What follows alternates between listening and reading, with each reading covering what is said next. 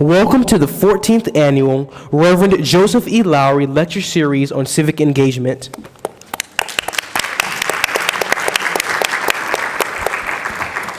Good morning. My name is Donovan Harris. And I am Kaito Amanua. We are seniors at the Daniel McLaughlin Farrell High School. You have the privilege of being seated in the Reverend Joseph E. Lowery Auditorium, named in his honor during Black History Month in 2012.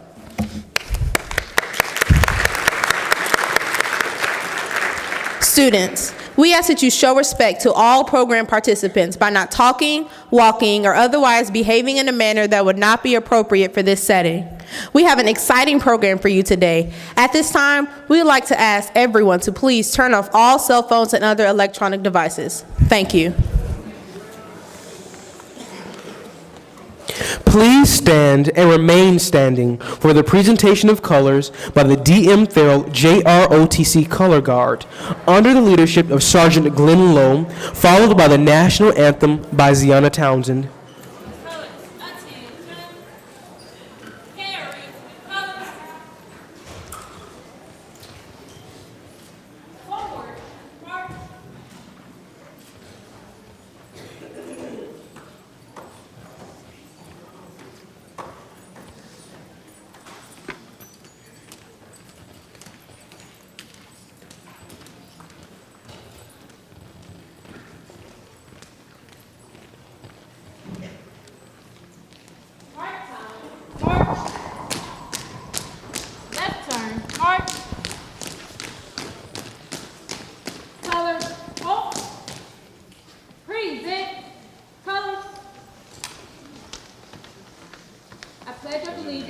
To the flag of the United States of America and to the republic for which it stands, one nation, under God, indivisible, with liberty and justice for all.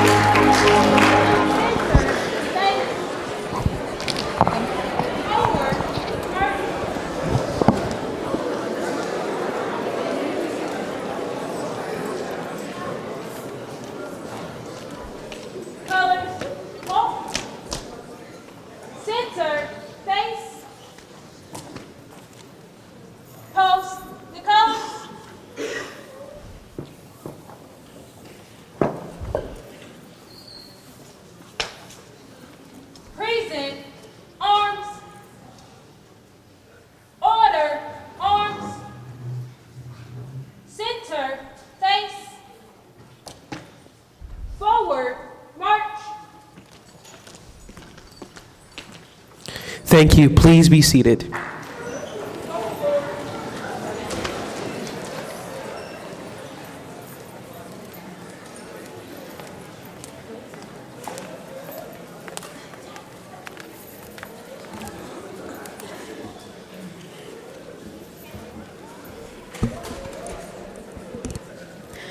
D.M. Thurl High School is proud to host the annual Reverend Joseph E. Lowery Lecture Series on Civic Engagement. Here to welcome you this morning is our principal, Miss Shelley Powell. Following the welcome, we will hear greetings from Mr. Courtney D. English, Chair of the Atlanta Board of Education, and APS Superintendent, Dr. Maria J. Karstarfin. Mr. Courtney D. English, Chair of the Atlanta Board of Education, and fellow board members, Superintendent Dr. Maria Karstarfin, Reverend Joseph E. Lowery and family, Atlanta City Council President Cesar Mitchell, guests, Atlanta Public Schools faculty, staff, and students, and distinguished guests. Good morning, and welcome to the Daniel McLaughlin Thurl High School, where we are committed to high standards and a focus on academic distinctiveness while providing an engaging environment that fosters student achievement. The Thurl family is so honored to host the annual Reverend Joseph E. Lowery Lecture Series on Civic Engagement during Black History Month. This event would not be possible without the support of the Atlanta Board of Education and Atlanta Public Schools. I would like to recognize our parents and community members that have joined us this morning for this engaging discussion. Again, we welcome you to Daniel McLaughlin Thurl High School, and we hope that you enjoy the program.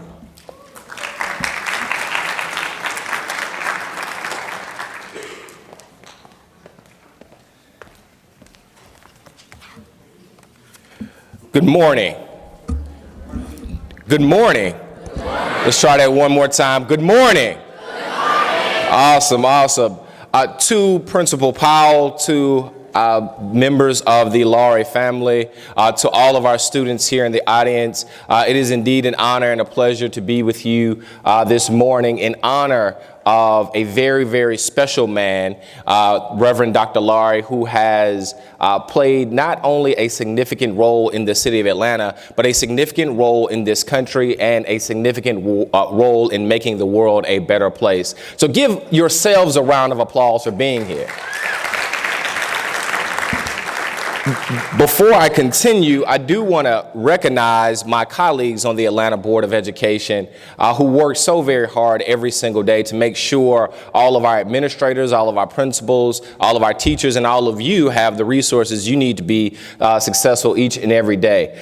With that being said, Mr. Matt Westmoreland, who represents Educational District 3. Right, Matt? Ms. Leslie Grant, representing Educational District 1, and Ms. Cynthia Briscoe Brown, who's at large, seat 8. We are fortunate, as I said before, to be here today in honor of Dr. Lowery to speak about the essential role that civic engagement plays in making this world a better place. You see, Dr. Lowery's example teaches that those who have the capacity to help make the world a better place have a responsibility to do so. You know, a little over 10 years ago, I sat where you sit. I was a student in the Atlanta public school system, a graduating senior of the one and only Frederick Douglass High School. Is Doug in the house? All right. I love y'all. And and I wondered where my career path would take me. I was fortunate enough to be born and raised in the city of Atlanta and have the legacy of a Dr. Joseph Lowery to look up to. Someone who chose to stand up when it was easy to sit down. Someone who chose to stand in the gap so that folks like me could come back, get elected, and serve their community. Someone who chose to fight, and someone who chose to make the difficult choice of doing what is right as opposed to doing what is simply easy and convenient. Look no further than our keynote speaker today, Council President Cesar Mitchell, another Atlanta Public School graduate of Benjamin Elijah Mays High School. Look no further than board member Matt Westmoreland, another Atlanta Public School graduate of Henry Grady High School. Grady's not in the house? Henry Grady, somebody got to clap for Grady. But I raise their examples because they truly demonstrate what it means to embody a sense of service, a sense of leadership, and ultimately to live by Dr. Lowery's example. So sit back, enjoy the program, and thank you all so much for being here.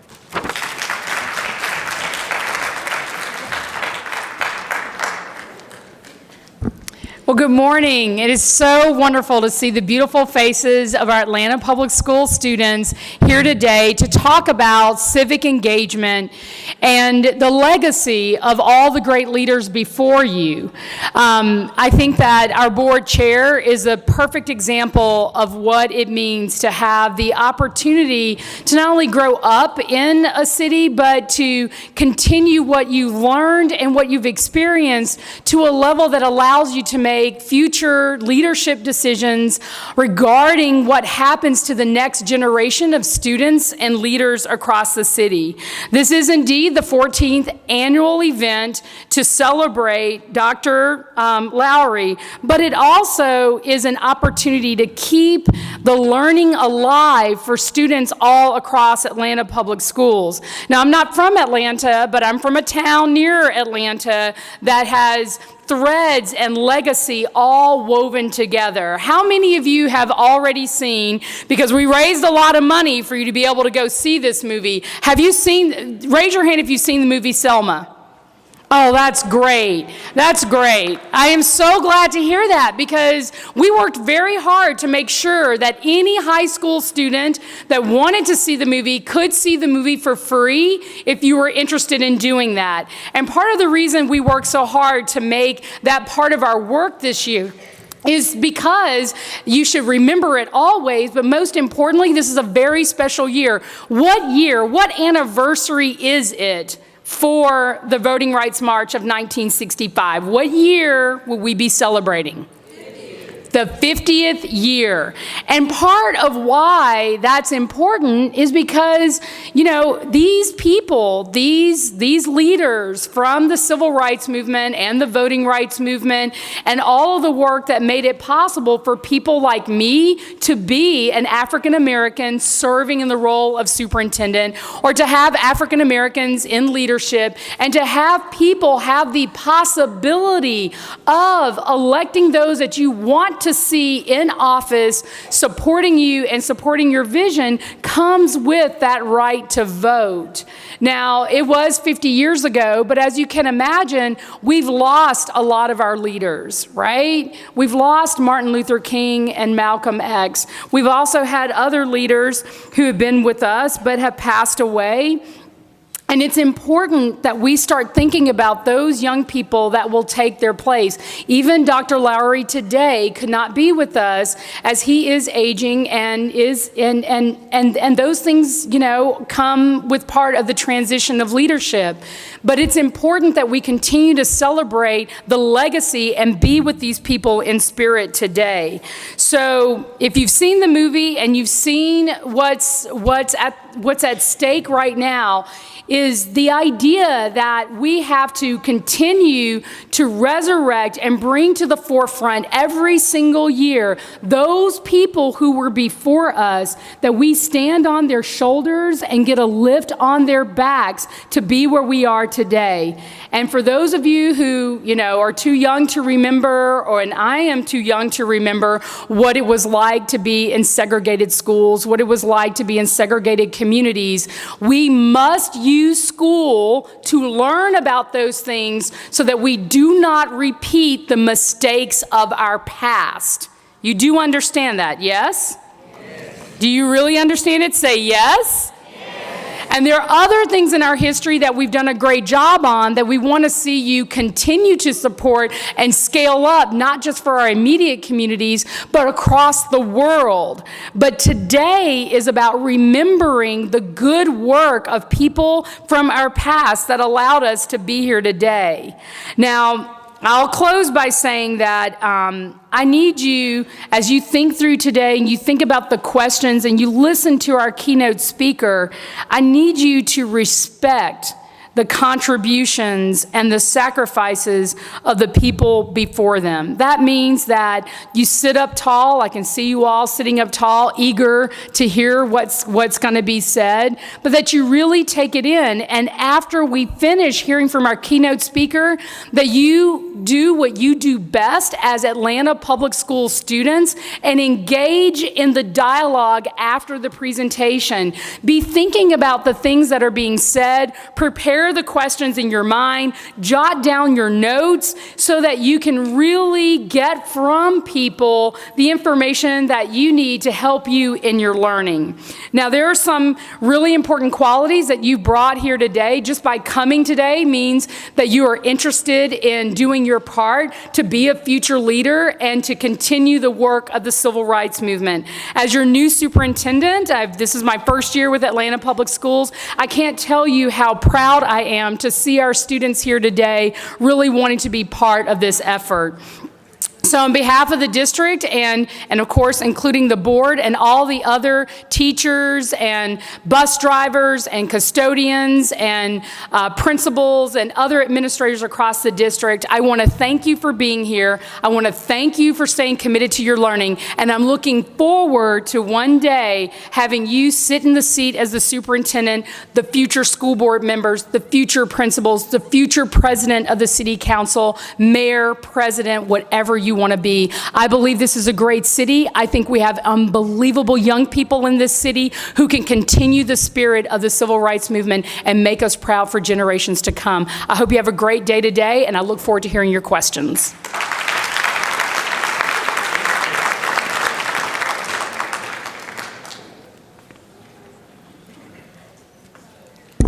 At this time, please welcome Amadou Ba from the Best Academy at Benjamin S. Carson High School, who will bring the occasion.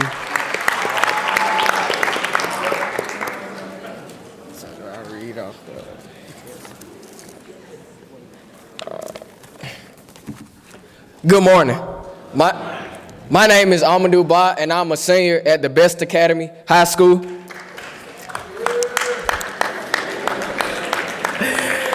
The Reverend Joseph E. Lowery lecture series on civic engagement is a cherished tradition for the high school students of APS. Traditionally, this lecture series has been hosted around Reverend Joseph E. Lowery's birthday to honor his life and contributions. This year, we have the distinct honor of celebrating Reverend Lowery's life-changing influence during Black History Month. We invite guest lecturers who have excelled in their fields of expertise, including Martin Luther King III, the Honorable Judge Glenda Hatchett, and the Honorable Caesar C. Mitchell, President of Atlanta City Council. You see, we actually get to meet America's history makers that other people only read about. What an honor it is to have world-class leaders who play a significant role in shaping our learning experiences outside the four walls of a classroom. It is especially special to meet one of the distinct individuals whom advocated for change during the civil rights movement. Did you know that 50 years ago, in March of 1965, Dr. Martin Luther King Jr. named Reverend Lowery chair of a committee to take the demands of the Selma Montgomery March to the governor of Alabama? Reverend Lowery, along with businessmen and leaders, greatly influenced a monumental piece of legislation, the 1965 Voting Rights Act. And today, we have the distinct honor of hearing from Atlanta's own and Benjamin E. Mays High School alum, Caesar C. Mitchell, the president of Atlanta City Council. Thank you in advance to Reverend Lowery and Council President Mitchell for sharing your own invaluable life lessons. We look forward to all that you have in store for us today.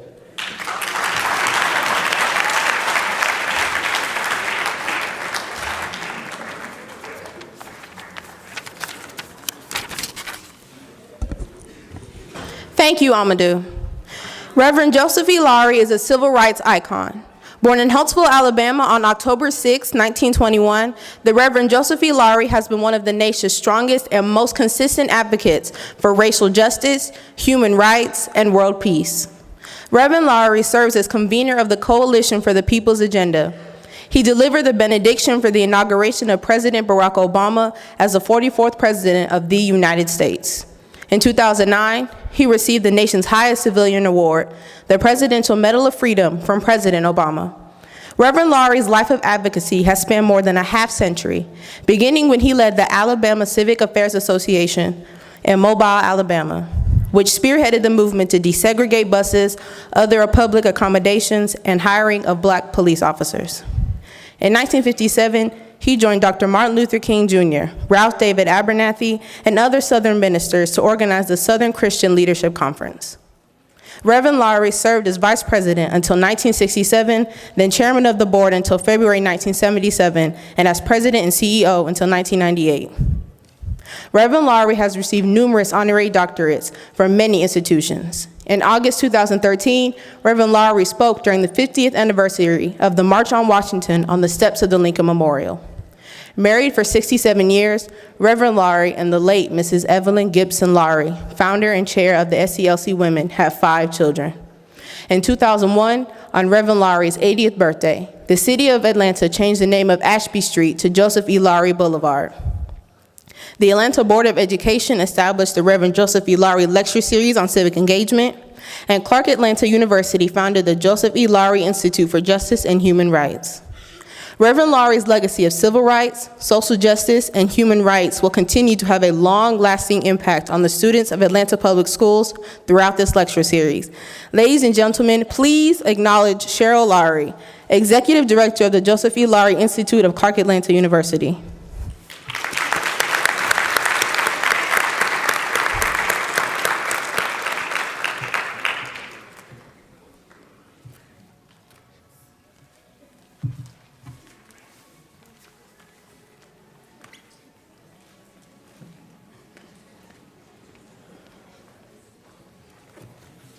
Thank you, Reverend Lowery, for your unwavering commitment to social justice, civil rights, and public education.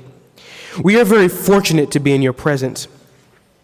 Your words are very inspiring, and we want to thank the Coalition for the People's Agenda, your organization, and Ms. Helen Butler for being here with us today.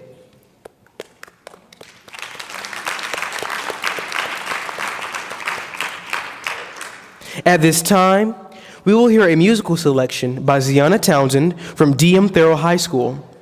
Following the selection, Gilbert Young from Henry W. Grady High School will introduce our keynote speaker.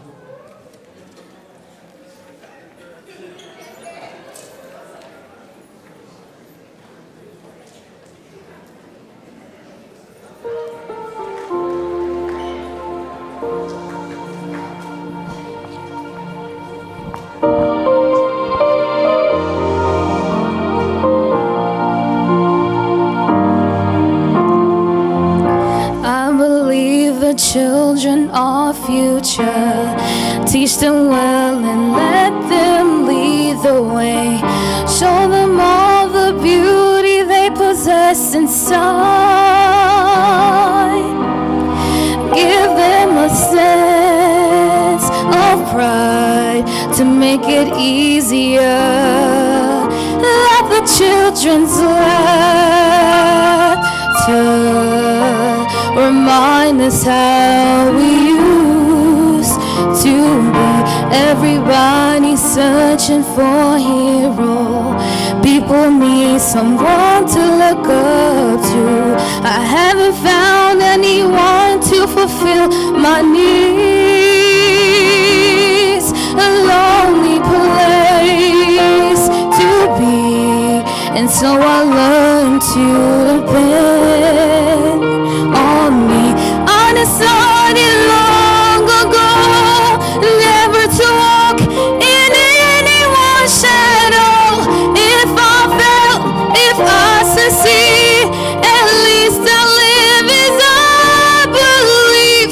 No matter what they take from me, they can't take away my dignity. Because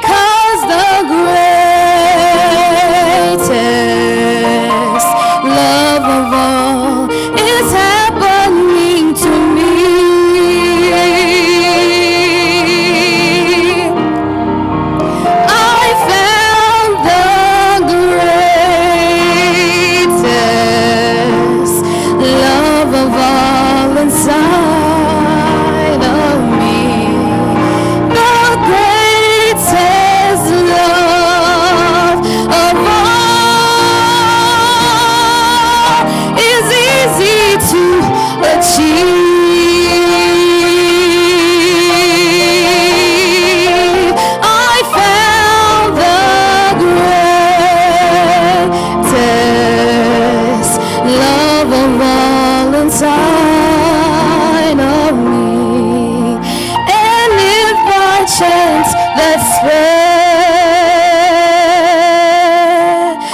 place that you've been dreaming of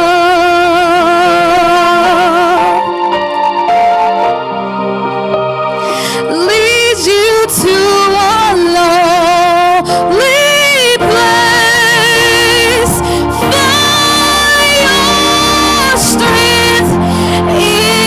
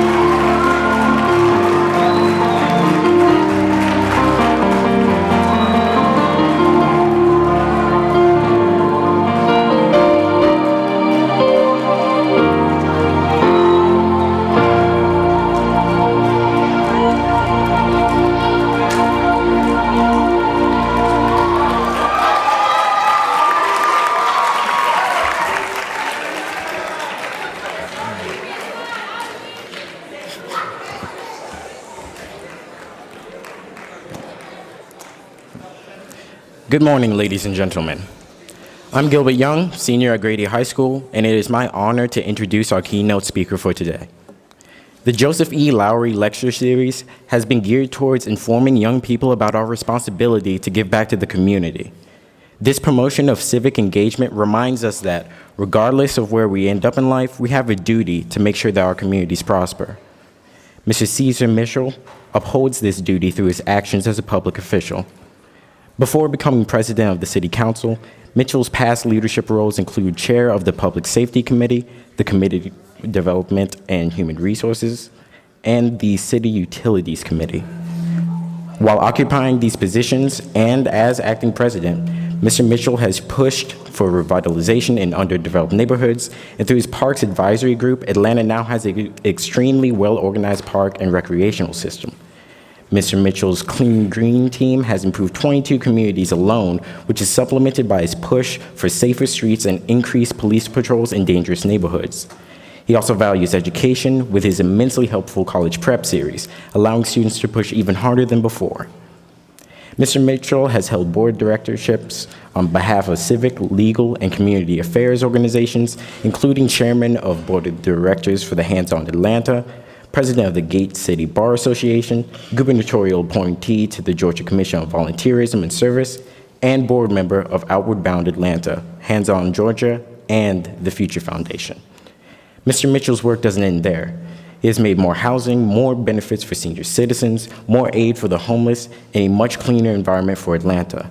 He has taken great strides for every community in Atlanta, and we can be sure to expect even more great work in the future. Ladies and gentlemen, without further ado, allow me to introduce the president of our city council, Mr. Caesar Mitchell.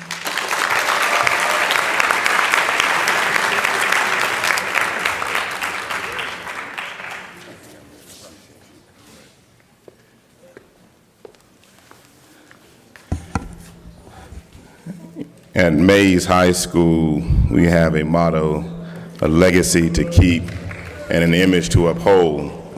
And I just want to say to Mr. Gilbert Young that he certainly has a legacy to keep and an image to uphold. When he introduced himself to me and said his name was Gilbert Young, I said, the Gilbert Young? He said, you must be talking about my dad. And I said, indeed, he ain't heavy.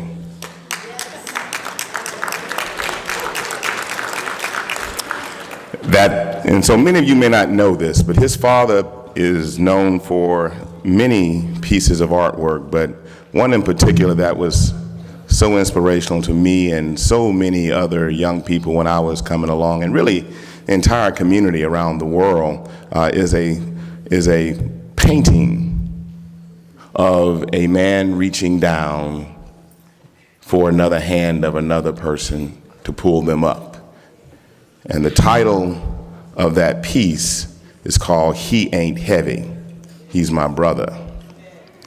Now, I find it very serendipitous that this young man introduced me today for this wonderful series to talk about civic engagement and to impart a few words upon you about what it means to be leaders, what it means to give back, what it means to be a meaningful part of your community. But I'll just start by saying this, and then we'll get right to it. First and foremost, to Dr. Maria Karstafen, to the chair of the school board, Courtney English, and to the other members of the school board who are here today, thank you for allowing me the opportunity to address our students, our future. It means a lot to be here at Thurl High School. It means a lot as a graduate of the Atlanta Public School System to be here today to have this wonderful opportunity. Thank you to the principal, Ms. Powell, for allowing me to grace this stage. Thank you, Cheryl Lowery, for all that you continue to do. Of course, having a tremendous legacy as well in your father, who is a tremendous mentor to me, a tremendous leader, not only in Atlanta, but certainly throughout the entire world. We are fortunate, young people, to have living legends amongst us who really have the ability to impart their wisdom upon us every day. You can go other places around the world and not have the opportunity to have someone like Joseph Lowery just whisper a word in your ear about what it means to be young and gifted and black, young and gifted and white, young and gifted and brown, young and gifted and ready to take on the world. You can't go many places outside of this place we call Atlanta and have those kinds of interactions at the drop of a dime. So we're so fortunate for this series. Please give my kindest regards to Dr. Lowery. It's good to be here at Thurl, as I said earlier. I mean, as a graduate of Mays High School, when we were coming along, we had to be very careful about going from school to school to school to school. You had to have friends. You just couldn't walk up on the campus without your friends in that school. And I have many great memories of Thurl High School. For many of the young men and women who attended this school while I attended Mays High School were friends then. And we were connected then, and we mutually respected one another as students. And even to this day, we have lasting friendships. And so Thurl, I guess you all call it, is this called Pantherland or the Panther's Den? What do you all call it? Oh, you just call it Thurl. Well, I think a panther is the coolest mascot you can have. So I truly hope you all have as much Panther pride as the students from Mays and Doug and Grady and other places have pride in their school. But let me get right to it. And I'm gonna wait for you all to settle down, and I'm gonna get right to it. I'm not here today because I want to hear myself speak. I'm not here today because it's great to have an opportunity to get out of the office and be outside.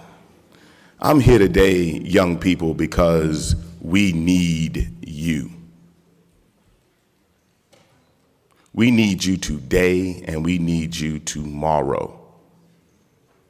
Because if you are not in a place to be leaders today and tomorrow, there is no future for our city. There's no future for our world. So if you think you're sitting here because you're basically getting a field trip and you're just able to hang out, and I see this young man back there that's partially asleep, someone nudge him. Think again. You're here because we are investing in our future, and we understand that our future as a community rests in you and your success. That's why I'm here today. That's why Courtney English is here today. That's why Leslie Grant is here today. That's why your principals invest every waking hour they have in your success and well-being. But what does leadership mean? because we need you to be leaders now. We don't need you to be leaders in the future. Of course, we expect you to be leaders in the future, but we don't need you just to be leaders, to become leaders. We expect you to be leaders now. And what does leadership mean? Leadership means that you have the capacity and the willingness to influence others, to do something they might not otherwise do without your prodding or your influence. That's leadership. That means you can open your mouth. That means you can do something, and because of what you said and because of what you did, somebody else decides to do something that they were not otherwise going to do. Now, leadership takes a lot of different kinds of images, or leadership takes a lot of different forms, and one is you have military commands. That's one way to provide leadership. And you saw the junior ROTC color guard display leadership through military commands. You also have leadership that you see when you're calling the play on the field. If you are the quarterback, if you're the captain of the team, whatever that sport may be, you can show leadership when you call that play. You can show leadership when you give the commands for how the setup is going to go and how the play is going to be run. You can also show leadership by conducting an orchestra, helping each individual player in that orchestra, each individual musician play the right note to create this harmonious sound that people want to hear. You can conduct an orchestra. You can also be a leader by just bossing around your little brothers and little sisters by what you say to them. When you tell them what to do, you are leading them. So don't take that lightly. And also, just keep this in mind. When you walk out of this auditorium today, you're going to say a word or two to somebody. Just the mere act of opening your mouth and speaking sentences has an impact on somebody, because what you say out of your mouth goes into someone's ears, and they take that information in, and in some way they may be influenced to act, influenced to do something because of what you said. So understand that your words matter, and your words are leadership. But most importantly, remember this: you can talk all you want. You can say whatever it is you think is important to say.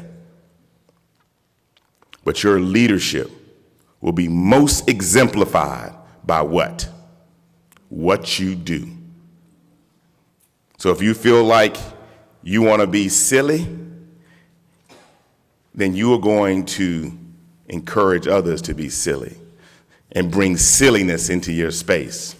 If you decide that you're going to do good deeds and serve your community, others will look at you and say, maybe I can have the courage to be of good service to the community.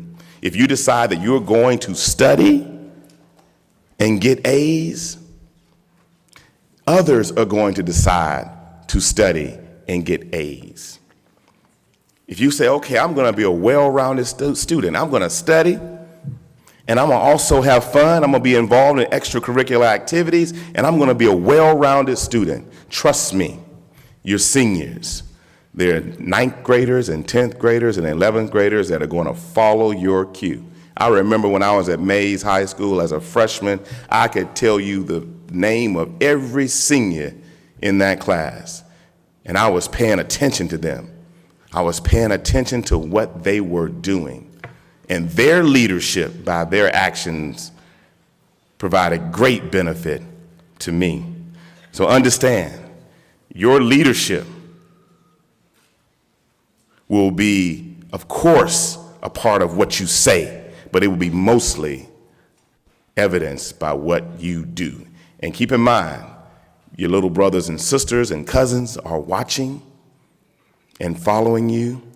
But the adults who are teaching you, parenting you, coaching you, are also watching you and watching what you do.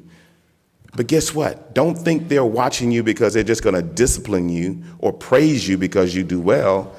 Understand, adults are learning from you too. How many of you all believe that adults, people older than you, are actually learning from you? Raise your hand if you believe that. Only about a third of you raised your hand. The other 2/3 of you, put that in your head and understand, even when you are talking to your parents are learning from you. And they're learning because you're having experiences that they're not having every day. And when you talk about something hopefully meaningful, they are able to learn as well. So understand, leadership goes both ways. And children can lead adults. And that can also be vice versa. Keep that in mind. One thing I want to say to you as well, and this goes to the heart of being leaders. If you want to have a heart for leadership, you've got to have a heart for service. And if you want to think about it from a selfish perspective, if you like being a leader and you like being influential, and you don't want to be of service just because, it's the right thing to do. It is the altruistic thing to do. It is the good thing to do. Then think about this, young people, as you get ready for your journey into adulthood. The people who are the most influential in our society are those who give. And let's think about it for a second. The person who's willing to give is a person who attracts positivity, a person who attracts other people. If you are willing to give to others and be of service to others, others will be attracted to you. So think about the converse of that, the opposite of that. You got a friend. Every time you see him in the hallway, you're at your locker and you're getting your books for class and you see him coming, and every time you see him, they come to you and they're asking you for a nickel or a dime, for $1. They're asking you for some now laters or a Chico stick. They're always begging you for something. And when you see them coming, about the 15th time they come and ask you for this, you probably have developed and devised a scheme to avoid them, right? Particularly if you ain't got $1, if you don't have some now laters, if you don't want to be bothered with them begging you, you probably have figured out a way not to be around them or to avoid them when they come your way, because they're always coming to you with their hand out. But what about that friend who's always coming to you and saying, hey, how can I help you? What do you need?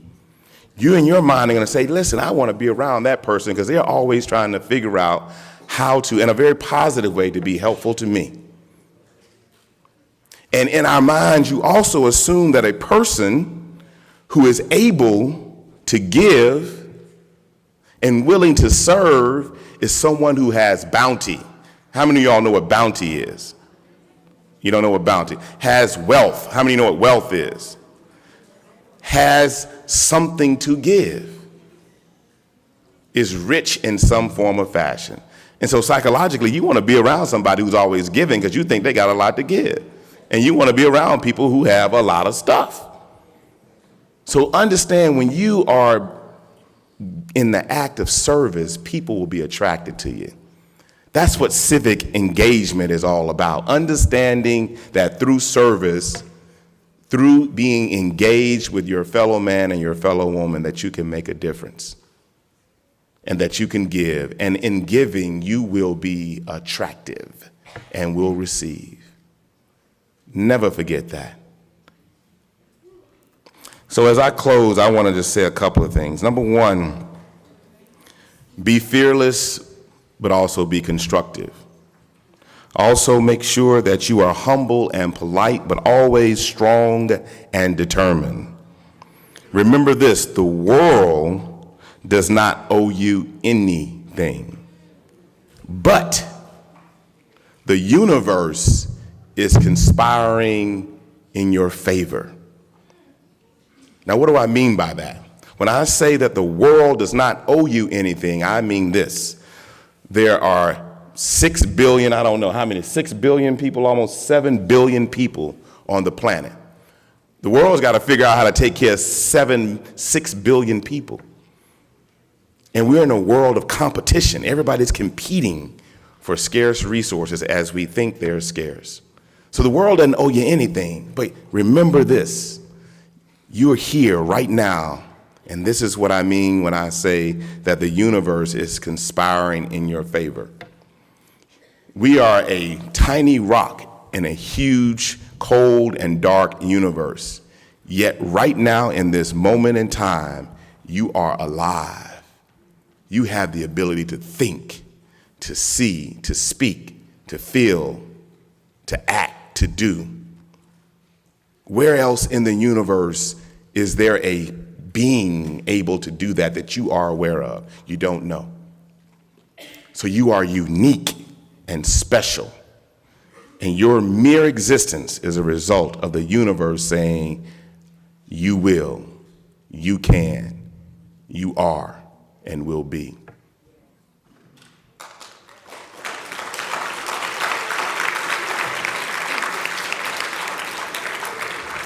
So remember that. The world owes you nothing. Work hard. Be prepared to compete, but know that the universe wants you to succeed. The world will test you, and the universe will test you as well. Just remember, you're up for the test. Remember that if you're willing to serve and to give to others, you will receive that in return. What you put out, you get back. And with that being said, I look forward to the conversation. I wish the very best for all of you as seniors. I know you are on the road to graduation.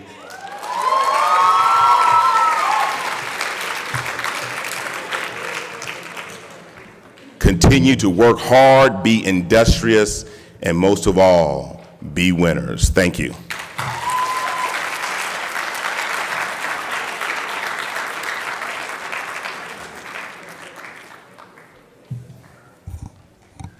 City Council President Mitchell, thank you for sharing your experience, wisdom, strength, and accomplishments with us today. Your life story, career path, and success of public service is a source of inspiration to encourage us all. Fellow students, let's take this message seriously. All of us have the potential to make a positive difference in the world. Let us accept the challenge that has been set forth today to prepare ourselves academically, socially, mentally, and physically for civic engagement in our community. City Council President, on behalf of APS seniors, thank you for caring about our generation of future leaders. We wish you continued success in all future endeavors.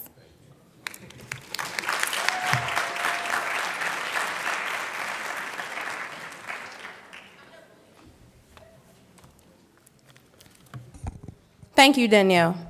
We are now at the dialogue portion of our program. Students, this is your time to ask Council President Mitchell and APS Superintendent Dr. Maria J. Carr-Starfman questions about civic engagement. Students with questions should move swiftly and quietly to the center aisle. Please speak clearly and loudly into the microphone. State your name, school, and question. After the speakers respond to your question, please return to your seat. We ask that the audience would continue to be respectful. Thank you. First question, please.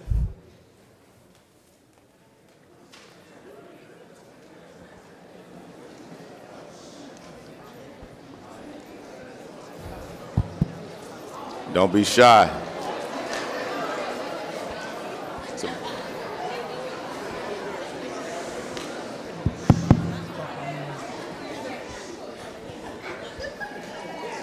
Yes, sir.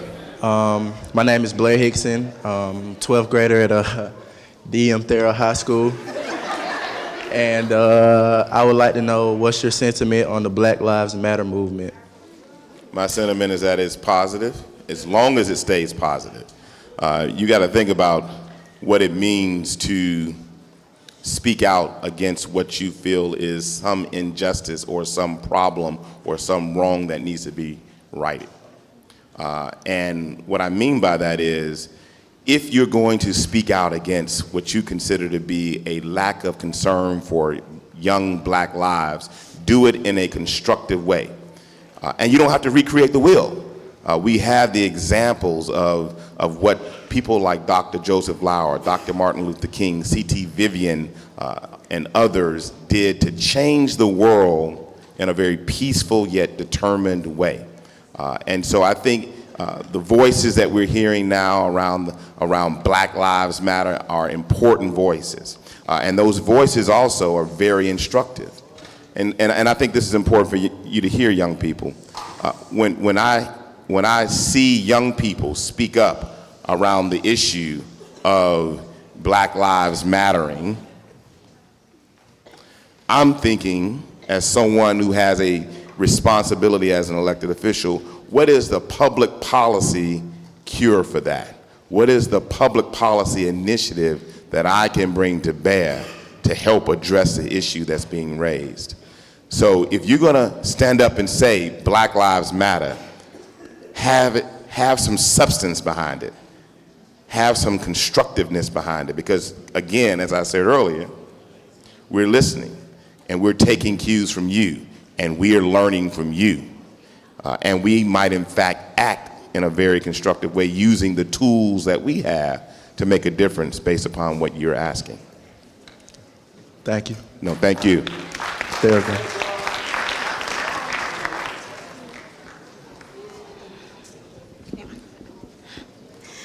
Hi, Jamonica Davis from Booker T. Washington. I just want to ask, has the City Council ever thought about doing other activist movements besides just using schools that one time a month during February of Black History Month, like other programs to help encourage to have stay out of trouble and everything? Well, I think there are a number, and of course, we've got an entire panel here that can answer that question, but I think there are a number of initiatives that are going on that give you an opportunity to engage and be further enriched. But I think we have an incredible opportunity to work together as a city government and as APS, and we've got to do a much better job at that. Two things I'll say about that, back to you. Number one, as a young person, you should expect that Courtney English and I and the other board members and I and Dr. Karstoffen and I are working together in your best interest. And when you see us not doing it, stand up and say something. Number one. Number two, you, through your leadership, working together not just within your own school, but also with your other friends and classmates who are seniors or whatever in other schools, you can come up with initiatives and say, we have this idea that we believe will help make us better and more prepared, and come to us and ask us to help support it. And if it is a worthy idea and if it's something that we can do, we will certainly do it. So we'll look for your leadership in terms of that as well. Thank you. Thank you.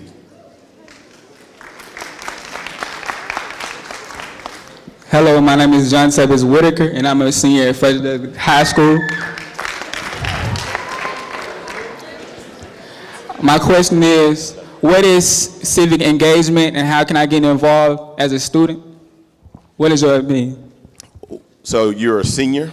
Yes. What extracurricular activities are you involved in right now at Frederick Douglass High School? I'm involved. I'm in business, of course. No, I'm asking this question. No, this is an important question, and this really is a question for all of you. You know, if you are interested in being civically engaged, civic engagement starts really at home. It starts in that area just around you, and for you, that's your school. Right. So, you know, I remember when I was at Mays High School, I was a two sports athlete, football and baseball, and that was a lot of fun, and I did that. But also during the summers, I actually volunteered with the Booster Club, and I went and helped raise money for the teams, the sports teams that I was a part of. So I was benefiting from the work of the Booster Club, but I also said it's important for me as an athlete benefiting from the work of the Booster Club to actually serve as a part of the Booster Club. And that was a very important experience for me because it taught me how important it was to serve when I left high school in some form or capacity. And so when I got to Morehouse College, I was involved in a number of service and extracurricular activities while I was at Morehouse. And that really has just led to a lifelong process of service. So my point to you and my point to everybody, don't make it complicated. I mean, there are needs in your school right now. You know, I mean, if there is a group that's trying to eliminate bullying, if there's a group that's trying to make sure kids are getting ready for college, if there's a career path initiative, be a part of that. Provide some leadership in your school. And trust me, as you develop the skills to serve in that capacity in your school, it'll give you the strength and the ability to serve outside. So your whole thing, you saying get more involved in your school? That's where you start. And there's so many opportunities to do that, Dr. Starvin. Yes, and so, I'm sorry, what's your name again? John Tavius Whitaker, Jonte, how old are you? 17. One thing you can do that is essential for your civic engagement, when you turn 18, I'm sorry, yes, 17 now, that's right. Answer this question, are you registered to vote? No, I'm not.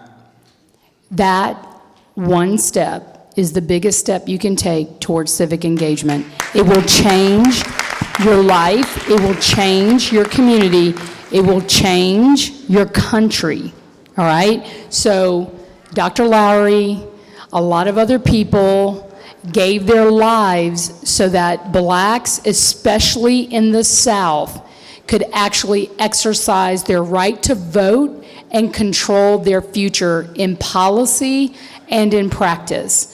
So the biggest step you could take is actually register to vote when you can, when it's legally allowable, go register to vote, and then exercise that vote in every single election, whether it's a big general election, whether it's a special election, whether it's for president, whether it's for a bond, you have to get out and vote. And if you did that and simply learned the issues around that so that you're thinking for yourself, and when you cast that vote, you are making a difference for the future. And if that's one thing you could do, I think all of you could do, then go do that, and you will have done your country a great service. Absolutely. Thank you. Now, young man, before you leave, now, I know that there's a requirement, too, that you have to have how many hours of community service to graduate? How many do you have? 80. Oh, 80. Why are you up here asking that question? You on top of it. You keep doing what you're doing. Good morning. Good morning. Good morning. My name is Iana Townsend, and I am a senior at DM Thera High. So my question is, when did you become involved in civic engagement, and what are some things that you do to help us? No, because I know that you've hosted like a SAT practice event, so I just wanted them to hear it. Because, okay, no, I get it, and so no, I have to, so I'll tell you when I got engaged in civic work. It was when I was 7 or 8 years old. When my grandmother, who was very involved in the community, would take my brother and me, and we'd go and do Meals on Wheels. And my grandmother at the time was old enough such that someone should have been providing her some meals in her home. But we would get in her car, and we'd drive down DeKalb Avenue at a whopping 15 miles an hour to go and do Meals on Wheels. And the only point I make with that is, if each of you young people think about the work that you've been doing over the last 10 years of your life, you have in some way most likely been serving. And again, there are opportunities for you to serve in your school community and in your neighborhood in a way. For me, it really has been a lifelong process of building on experiences, starting with just that, with my grandmother, going to do Meals on. I know if someone gave me a crate right now, I can go and serve these meals because I learned that as a child. But again, moving forward in my elected office, of course, every semester I do something called a college prep series. And we've had the wonderful partnership of the Atlanta Public School System and other private test prep organizations to provide families with the opportunity to get ready for college. Because my philosophy is this, is at APS, City of Atlanta, we don't serve children and students, we serve families. And when a family is strong from an educational perspective, then that student that the system is teaching every day will be strong. So that's something that's been a big passion of mine for a very long time. And it's just one of many things. I don't know if you all have heard of an organization called Hands on Atlanta. How many of y'all have heard of Hands on Atlanta? I've been a part of that organization for a very long time, served on the board for 6 years. I was chairman of the board for 2 years, and I'm still on the advisory board. But even as an adult, being involved in that organization has taught me and continues to teach me about service and working together in partnership and teamwork with others. And so if you all have an opportunity to get engaged with an organization like Hands on Atlanta, it will create for you an opportunity to learn how to be civically engaged and how to serve your fellow man and your fellow woman in this community. Very good question. And you have a beautiful voice. Thank you. Yes. Hello. My name is Jordan Hawthorne, and I go to DM Thurl High School. I'm a senior. All right. And my question is, how do you overcome the adversity of sometimes having to do things alone? You want to have a positive impact on your community, but either people don't support you or they're afraid to support what they agree. So sometimes you have to do it alone. So how do you overcome that adversity? Well, here's the deal. I'll give you an example. At the end of the day, you will never end up doing it alone. Anything you are able to accomplish, you're accomplishing because of what others in the past and even in the distant present, and what I mean by that, someone that you may not even see, helping you, pouring into you things that you need, the skills you need to do what you're doing. If you feel like you're acting alone, you are not. Always remember that. You got a grandmama or granddaddy, you got a cousin or somebody that taught you something that got you ready to take those steps and be self-reliant and to do those and make that initial step on your own. But here's what happens typically when you start off on something and start out to do something and start out on a mission that is important and that is going to make a difference and that is positive. If you even start alone in your mind physically, others will join you of like mind along the way. Trust me on that. Any great movement that our world is seeing started with one person saying, I want to do that. And it ended up with a group of people saying, a mass of people saying, we can do this together. And they changed the world. The civil rights movement was not a committee of one. It was a committee of people, and we think about Dr. Martin Luther King Jr. as the civil rights movement sometimes, but no, it was a group of men and women doing their part, sometimes not even coordinated with one another towards that mission of civil rights and freedom. I remember when I was in college, and I stepped up actually and volunteered to be the editor-in-chief of the yearbook. Never had any experience doing it, but it was a task that needed to be done. I didn't know how to put a staff together. I didn't know how to do anything. But as I started to move forward, people showed up. And by the time we got started in earnest, we had a completely self-reliant team that was able to get it done. So my message to you, young man, is if you feel like you're doing something alone, number one, you're not, because people have poured in you the ability to take that step on your own. But then as you take that step and as you stick to it, others will show up. And trust me on that. And if you do something and you feel like others are not showing up, you give me a call and I'll step up with you. Thank you. All right. Hello, Mr. Councilman, Mr. Garth-Starfin. My name is Keegan Hassan. I'm a junior at Grady High School. All right, Grady's in the house. And you talked a lot about the importance of giving, which is why I wanted to know how you plan to expedite the process of giving all the money the City Council owes to APS in the near future. Hey, listen here. That's a great question. Well, I'll tell you what I've done thus far, and I'm not finished. And when I say I'm not finished, I'm saying really I'm hoping that we are not finished. First of all, I stepped up and said it's important for us not to divide our city over an issue as important as our young people and the Beltline. And I said that very prominently and publicly and got into a nice little scuffle politically about this issue. But it's not going to stop or change my opinion about this. I think at the end of the day, it's going to take people of really goodwill and mutual respect coming together and saying, hey, let's resolve this now. And let's resolve it in a way that everyone wins, no one loses, and let's resolve it in a way that people don't feel as if they're going to be left on the side of the road for dead. And my concern has been is that the conversation and the level of vitriol around this conversation has been so high and so negative that at least we need to start off by saying, hey, this is not an issue to fight about. There's so much work that we've got to get done.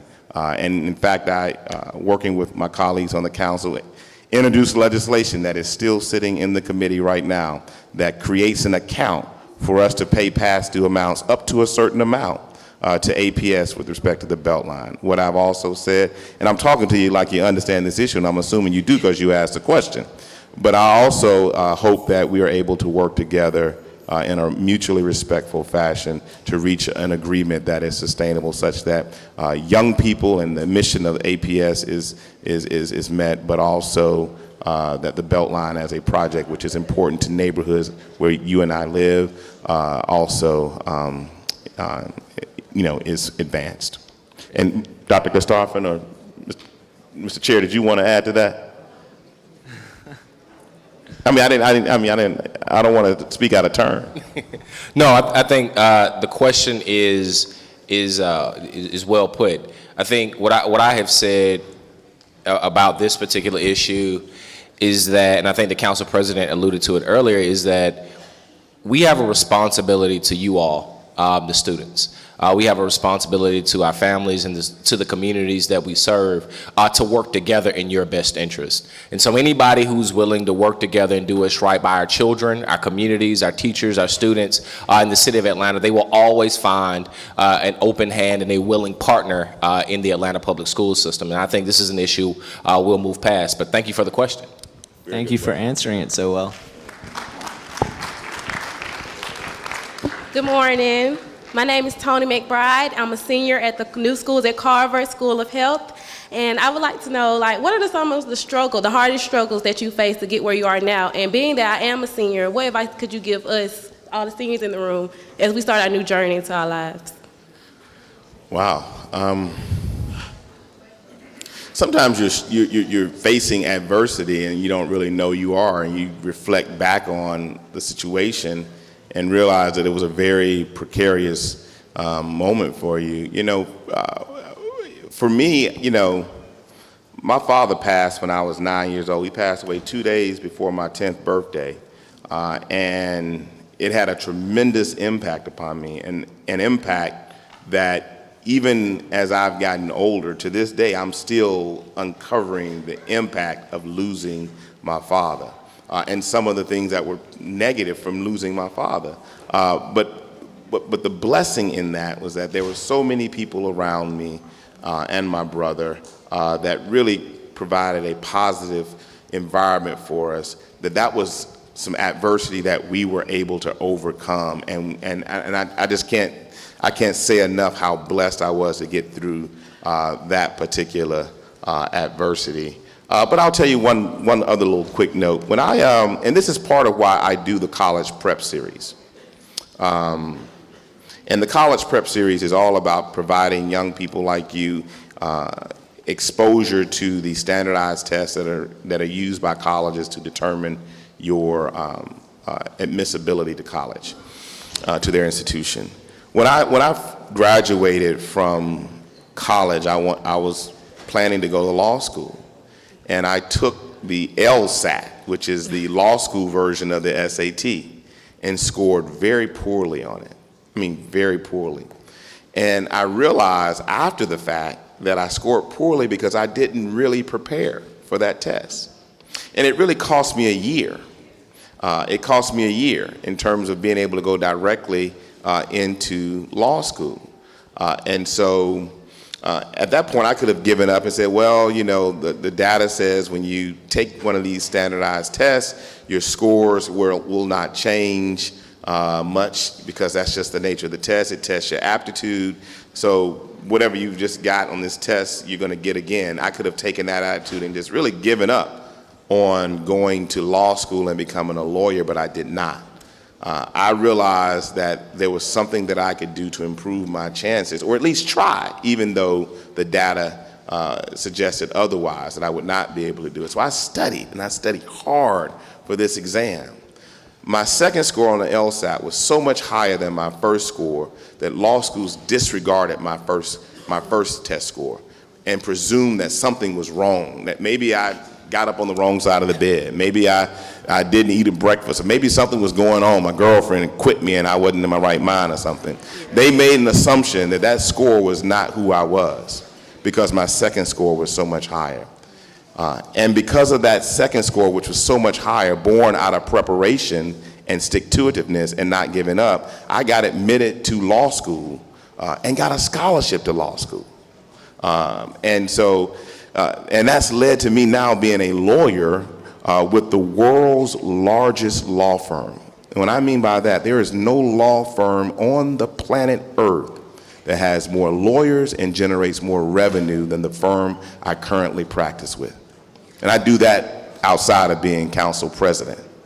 And my point to you is, if I had quit when I got that first low score, I would not be able to sit here and tell you the story that I've just told you.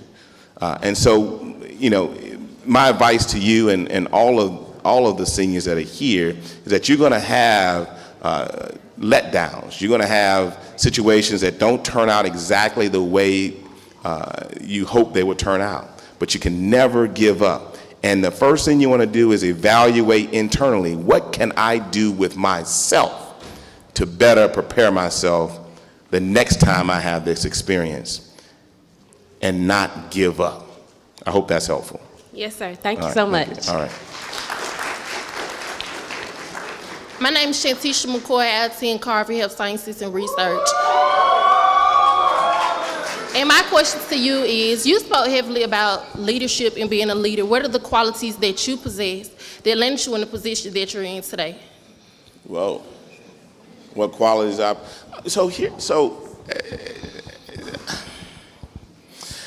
think again, part of what I said earlier, I think leadership really is about connecting with people in a positive way. I think that's the first fundamental thing of leadership. Because in order to lead, that means people have got to be listening to you and checking for you, right? They got to be following you, right? You need followers. And so a part of that is connecting with people. If people don't want to connect with you, you might have power in a position, but you don't have leadership. And what I mean by that is people will tend to listen to you and be influenced by you if you treat them with respect. And they will start to conspire for your success, actually, believe it or not, rather than figuring out how they can undermine you. So for me, if I were to give you just the first fundamental step towards leadership, that is connecting with people in a very positive way and building trust and goodwill with people. And then everything else flows from that. Now, I think it would be good maybe with some other folks would kind of reflect on that. I don't know if you all want to reflect on that, but that's where leadership begins. And everything else flows from that. And that requires a certain degree of humility. And that requires a certain degree of patience. That requires a certain degree of not being selfish. And it requires you to take a chance. Walking up to someone and introducing yourself and saying, "Hi, what's your name?" Shantisha. Hi, I'm Shantisha. What's your name? And taking it from there. Okay. That's not quite the answer you wanted? Mm-hmm. Okay. That's the best I got. Thank you. Good morning. My name is Bobby Spence, and I attend the best school the APS has to offer, Benjamin Elijah Mays High School. All right. And my question is, growing up in your generation. Hold on, wait, I can't hear him. Growing up in your generation and in your era, how did you get through the peer pressure and doing with your peers and all bring you down? How did you get through it to the man that you are today? Stay busy. That's it? I stayed busy. I went to school in the morning. I paid attention to teachers when I was in the classroom. When I finished class, I went to ROTC and became, I guess, battalion adjutant by the time I graduated. I went after school and played football and baseball. I volunteered with the Booster Club. I stayed busy. I didn't let myself become idle. Do I need to say more? No, thank you. Okay. Good morning. Good morning. My name is Olivia, and I'm a senior at North Atlanta High School. My question this morning is, okay, so we learn how to be leaders and to show leadership and stuff, but since we're going to college this fall, like, how do we show leadership if we're going to be like just like everybody else? Like, we're all freshmen, we all new, like, we don't know what to do. So how do we show leadership in that position? First of all, keep hold of yourself. You understand what I say when I say that? Keep hold of yourself. You're going to go into a new environment where you're going to see a lot of different things, new things, different people from all over the world. Regardless of where you go to college, if it's a community college here in Atlanta, or if it's, Harvard University in Massachusetts, in Boston, you're going to see people from all over the world. Remember who you are at all times, number one. Number two, don't be afraid to make new relationships, because most of the people that are there when you get to college, some are going to be loud and talking and yapping, and some are going to be quiet and not saying much, but you all are going to be scared. Sometimes people handle fear by yapping, and sometimes people handle fear by being quiet. So understand that if you remain yourself and authentically you, that's the first step to leadership, because people are going to see that you're comfortable in your skin. And then, get engaged. I mean, when you go to college, whatever college it is, there's going to be so much for you to get involved in. The first thing you want to do is stay focused on your studies, because that's how you stay in school. But then number two, find ways to get engaged in extracurricular activity. Again, growing and staying engaged is so important. I know I said busy, but staying engaged is so important. I hope that answers your question. It did, and then I'll go party. Then I'll go party. Okay. Well, hey, all work and no play. How you doing? My name is Denzel Babb. I currently attend the prestigious, the best school in the APS, the Benjamin Elijah Mays High School. And I wanted to know what your definition of, what your personal definition of discipline and respect is, because we obviously is missing that today. Okay. My definition of discipline and respect? Yes, sir. Well, I think that's a very good question. Discipline is something that really is exercised from the inside out. That is, it starts on the inside. How do you manage yourself? How do you use restraint? How do you plan for the things you know you have to do every day? On Saturday, I was with my fraternity, and we spoke to a number of young men at our international headquarters in Decatur on leadership, actually. And these were young men who really had a tough time. And the one thing I said to them was, and this was something that was very helpful to me when I was in college, and it really is helpful to me to this day, is that I would get up each day and I would do a to-do list. Here is what I need to accomplish. And I feel most organized and productive when I have a to-do list, because this lays out for me what it is that I know I need to accomplish, but it also makes me start to visualize the future. The process of writing down what it is that I know I need to do is a process of visualization and positive realization and affirmation. So from a discipline standpoint, obviously getting things done requires you to make sure that you actually have things to do and you're organized. A to-do list, I think, is very important. Now, you said discipline, and what was the other? Respect. Respect is something that is mutual at all times, and it starts again from within. You got to respect yourself. If you don't respect yourself, it's going to be hard. It's going to be instinctively hard for others to respect you. Now, what do I mean by that?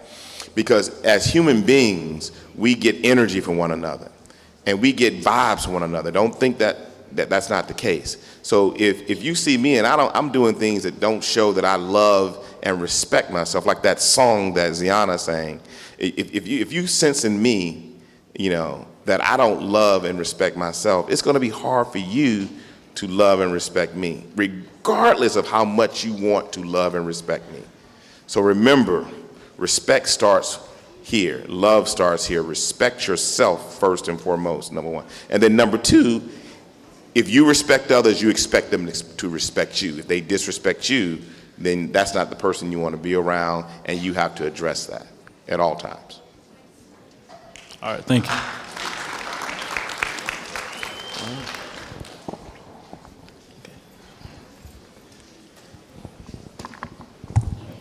Thank you, Council President Mitchell, Dr. Karstafen, and Mr. English, and all of the students who participated in this very informative discussion about getting involved in our communities and by initiating civic engagement.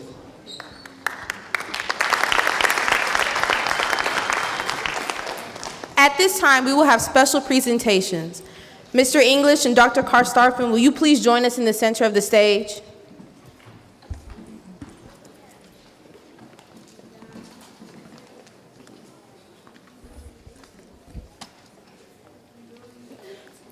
Council President Mitchell and Dr. Karstafen, on behalf of the Atlanta Board of Education and Atlanta Public Schools, we would like to present each of you with a commemorative poster of today's event.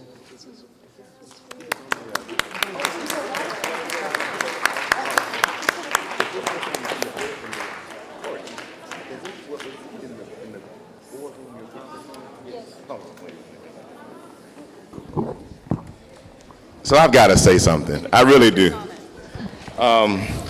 I was at a meeting with Chairman English and Dr. Grant on an initiative that we're trying to work together on for you, related to college admissions and career path. And so I'm in the boardroom, Cheryl, and I'm looking at this beautiful photo of Ingrid Saunders Jones and Mayor Franklin, and I thought to myself, that's really nice. I said, I know they'll never ask me to do that.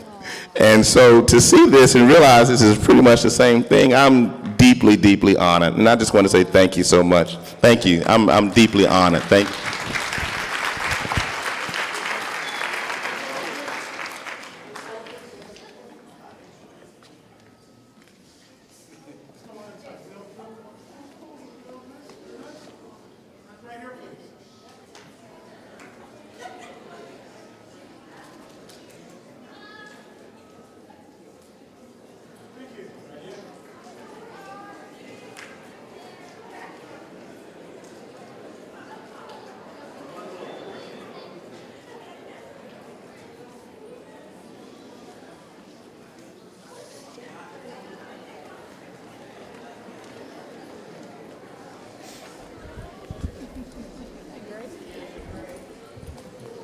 Again, thanks for all that you do to ensure that we leave as civic-minded future leaders ready to serve our commitments.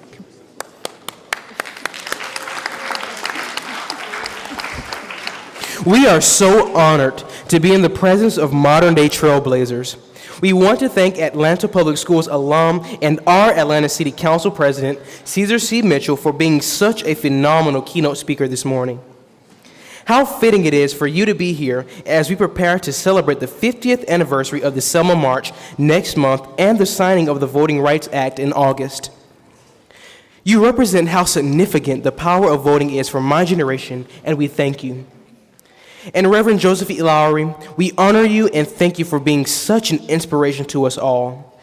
We also want to thank Mr. Courtney D. English and members of the Atlanta Board of Education, Atlanta Public Schools Superintendent Dr. Maria J. Karstafen, the Office of High Schools, and the Office of Communications and Public Engagement. In addition, we want to thank our principal, Ms. Shelley Powell, Mr. Michael Wilborn, faculty and staff, all high school principals, academy leaders, high school counselors, teachers, and students who contributed to today's event. Let's give everyone a round of applause. And a very special thank you to Ms. Helen Butler of the Coalition for the People's Agenda for coordinating today's voter registration drive. And last but not least, a special thank you to all of our parents and community leaders for your continued support. We will conclude today's program by singing Lift Every Voice and Sing. Would everyone please stand?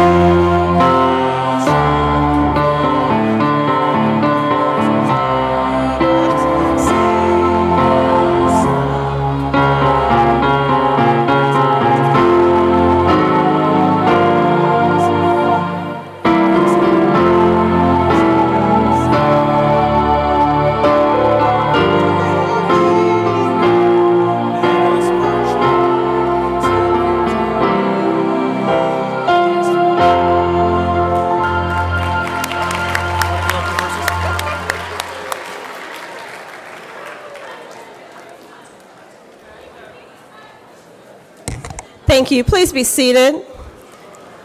We would like to have all students to remain seated to receive directions for departing the auditorium. And lastly, thank you so much for joining us here today. Let's give all of our participants, the Lowery family, Reverend Caesar Mitchell, Dr. Karstafen, a round of applause for being with us today. We want you all to have a safe and productive afternoon.